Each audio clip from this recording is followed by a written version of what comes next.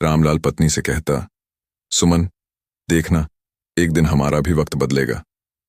सुमन उसकी बातों में भरोसा तो दिखाती, पर उसकी आंखों में आंसू छलक आते। एक दिन रामलाल जंगल में लकड़ियां काट रहा था। सूरज सिर पर चढ़ाया था, लेकिन पेट में रोटी का एक दाना भी नहीं गया था। तभी उसे एक पेड़ के नीचे चमकती हुई कोई चीज दिखी।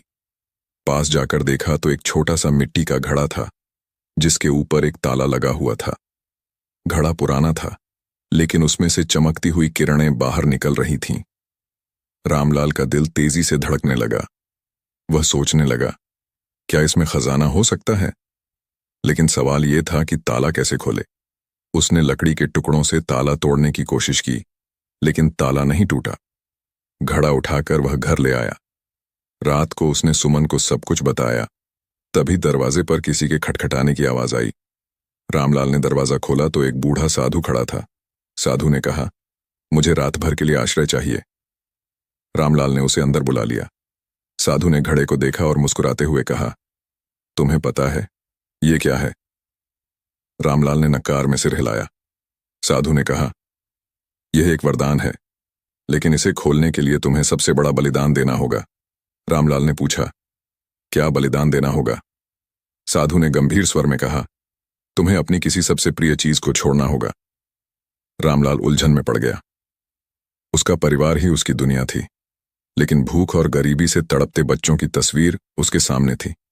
साधु ने कहा, सोच लो, अगर तुमने बलिदान दिया तो यह घड़ा तुम्हें धन और सुख शांति से भर देगा। रामलाल ने रात भर सोचा।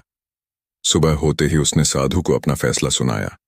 उसने कहा, मेरे पास देने के लिए कुछ भी नहीं है सिवाय मेरे जीवन के।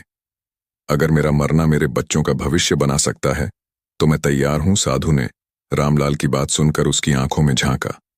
फिर उसने कहा, तुम्हारे त्याग और सच्चाई के कारण यह वरदान अब तुम्हारा है। साधु ने घड़े का ताला खोला। अंदर से सोने के सिक्के और अनाज के ढेर निकल पड़े। रामलाल की किस्मत बदल गई।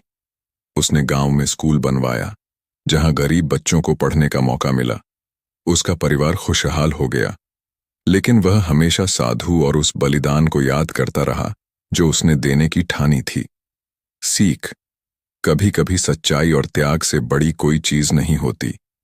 गरीब होते हुए भी यदि इरादे मजबूत हों तो किस्मत भी बदल सकती है।